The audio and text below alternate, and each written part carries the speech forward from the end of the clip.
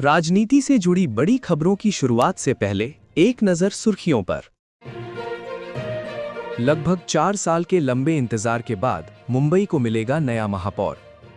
BMC चुनाव नतीजों के बाद अब नए मेयर के चुनाव की तारीख तय हो गई है। 11 फरवरी को दोपहर 12 बजे मुंबई के नए मेयर का चुनाव होगा। 7 फरवरी को इसके लिए नामांकन दाखिल किए जाएंगे, जिसको लेकर अब राजनीति तेज हो गई है। शरद पवार ने फडणवीस पर साधा निशाना, सुनेत्रा पवार की भूमिका पर उठे सवाल। एनसीपी में विलय की चर्चाओं के बीच राजनीतिक हलचल जोरों पर है। अजीत पवार के निधन के बाद सुनेत्रा पवार को डिप्टी सीएम बनाए जाने, देवगिरी बंगला आवंटन और शरद पवार के साथ मीटिंग से एनसीपी में विलय की खबर गर्म है। ममता बनर्जी ने सुप्रीम कोर्ट में खुद अपने केस की पैरवी की, एसआईआर पर उठाए सवाल। पश्चिम बंगाल की मुख्यमंत्री ममता बनर्जी ने एसआईआर के खिलाफ सुप्रीम कोर्ट में खड़े होकर पर्सनली दलीलें दी। आरोप लगाया कि चुनाव आयोग द्वारा बंगाल को टारगेट किया जा रहा है और अन्य राज्यों में माइक्रो ऑब्जर्वर नहीं नियुक्त किए गए थे। बाखबर रह के सब खबर रखिए। कांग्रेस अध्यक्ष मल्लिकार्जुन खड़गे ने राज्यसभा में पीएम मोदी के भाषण को तथ्यहीन और झूठ से भरा बताया। मोदी के बयान में सिर्फ पुरानी बातें थीं, कोई नया तथ्य नहीं था। खड़गे ने शायराना अंदाज में कहा कि मोदी के दिल में नफरत भरी है, उनको प्यार की जरूरत है। जीत ने अंधा कर दिया है, अब उन्हें हार की जरूरत है।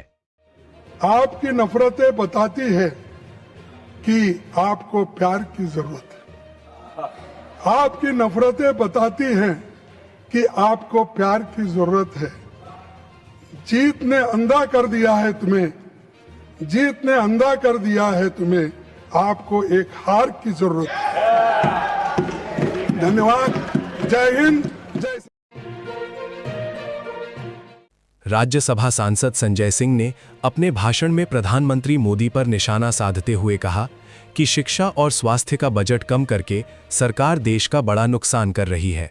कि मोदी जी 2047 तक विकसित भारत बनाने का सब्ज़बाग दिखाते हैं।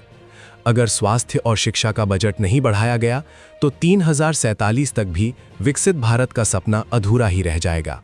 बजट आया तो आपकी कलई खुल गई। आप विकसित भारत की बात कर रहे हैं, कह रहे हैं विकसित भारत बनाएंगे। कब बनाएंगे? 2047 में बनाएंगे। उसको 3047 कर दीजिए। 1000 साल बाद कौन पूछने वाला है सर? 3047 में हम भारत को विकसित भारत बताएंगे। 1000 साल बाद कौन पूछेगा? 2047 में कौन सत्ता में रहेगा नहीं रहेगा, लेकिन आप ऐसा सब्जबाग दिखाते हैं कि आप 2047 में आप विकसित भारत बना देंगे। कैसे विकसित भारत बनाएंगे? शिक्षा का बजट आप रखेंगे 2%, स्वास्थ्य का बजट आप रखेंगे 2%, यानी कि अशिक्षित भारत और विकसित भारत कैसे हो बजट?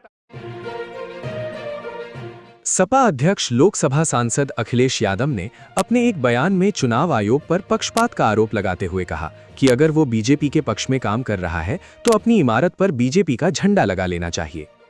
यूपी में पीडीए और अल्पसंख्यक वोटरों के नाम टारगेटेड तरीके से हटाए जा रहे हैं, खासकर उन सीटों पर जहां बीजेपी 2024 लोकसभा में हारी थी। उन्होंने ये भी कहा कि जनता को अपने मताधिकार और मौलिक अधिकारों की रक्षा के लिए आगे आना चाहिए।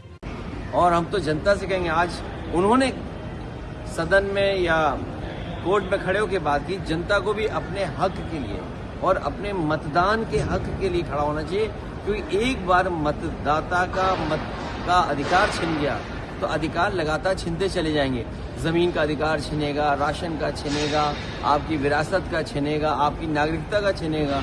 ये भारतीय जनता पार्टी केवल छीनने का काम करती है, कुछ देने का काम नहीं। और हम तो बाखबर रह के सब खबर रखिए।